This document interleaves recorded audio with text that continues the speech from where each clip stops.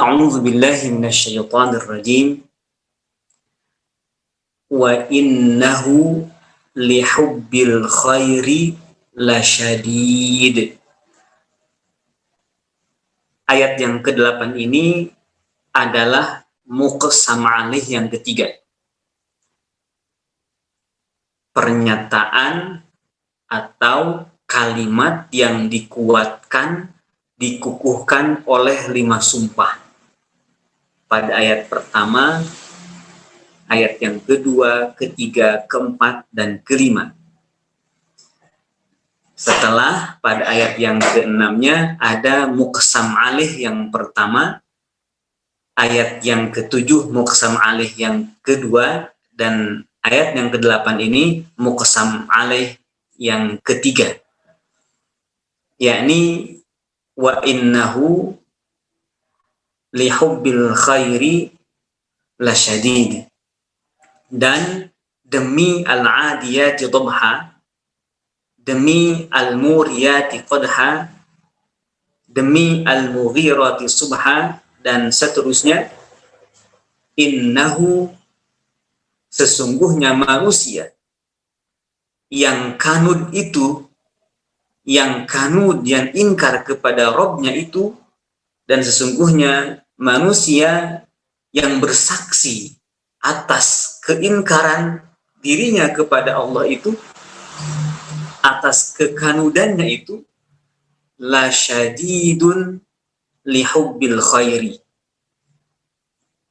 sangat syadid karena cintanya kepada harta.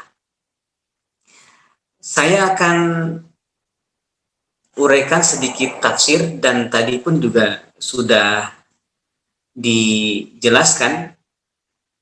Hanya ini saya simpulkan dari beberapa kitab tafsir mu'tabarah yang ditulis oleh para ulama.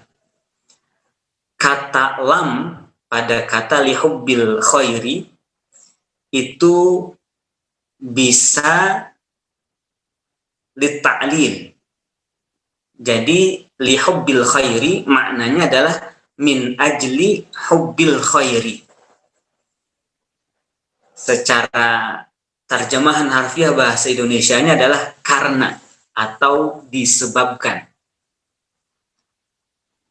Dan al-khair pada ayat ini adalah harta. Kenapa harta disebut al-khair? Seakan-akan harta itu seluruhnya baik. Karena secara harfiah al-khair artinya baik. Ini karena secara umum manusia melihat harta itu adalah kebaikan. Nah, karena melihat secara umum itulah, maka harta pada ayat ini disebut dengan al-khair. Dan ini pun juga untuk mengimbangi apa yang diyakini oleh manusia yang kanud itu, bahwa menurut manusia yang kanud itu, kebaikan itu hanya ada pada harta. Maka al-khair di sini adalah harta. Kalau Imam Sahal At-Tusturi mengatakan harta ini ai an-nafsu wad dunya wal hawa, katanya begitu. Harta itu akarnya 3. Pertama nafsu, yang kedua dunia, yang ketiga hawa, keinginan hawa nafsu, keinginan nafsu itu. Nah, ketika lam pada kata lihubbil khairi, lam lita'lil, artinya lam yang menunjukkan alasan atau sebab, maka syadid ditafsirkan oleh para ulama dengan kata bakhil. Dan sesungguhnya manusia yang kanud itu dan bersaksi atas dirinya dengan kekanudannya itu disebabkan cinta kepada harta, maka dia menjadi pelit. Cintanya kepada harta sebabkan dirinya pelit. Itu ketika lam pada kata lihubbil khairi dimaknai lita'lil. Yang kedua, lam pada kata lihubbil khairi itu lam litma'diyah. Nah, ketika li ta'diyah ini, maka kata syadid artinya qawi. Ya, yakni la syadidul hubbi lil khairi, katanya begitu tafsirnya. Dan sesungguhnya manusia yang demikian itu, manusia yang kanud kepada Rabbihi, kepada Tuhannya, dan bersaksi atas kekanudan dirinya itu, maka sesungguhnya dia sangatlah kuat dalam mencintai harta. Atau kata Ustadz tadi, la syadidun, keterlaluan dalam mencintai hartanya itu. Nah, kata para ahli tafsir, maka untuk cinta harta itu sangat kuat. Untuk keduniaan semangat terus, syadid, laqawiyun syadid. Sementara untuk keakhiratan dia sangat lemah.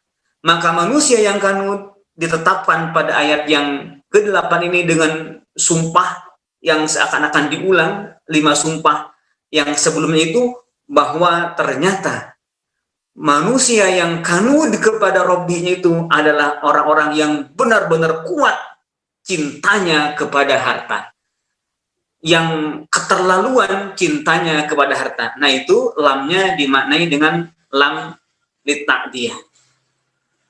Dan di sini diketahui orientasi manusia yang kanud ini ternyata orientasinya dunia, orientasinya harta, dan ternyata ada sifat yang mengkarakter pada dirinya, yaitu pelit. Pelit ini tentu bisa jadi pelit dalam hal kebaikan dan ketaatan kepada Allah. Adapun untuk maksiat bisa jadi itu sangat besar dia keluarkan. Sampai dia bilang, ahlaktu malal lubada, katanya dalam surah Al-Balad. Telah aku habiskan harta yang banyak. Padahal apa yang dia lakukan itu di dalam keburukan. Maka tidaklah artinya sebanyak apapun yang dikeluarkan kalau tidak dalam urusan agama, tidak dalam kebaikan yang orientasinya adalah akhirat.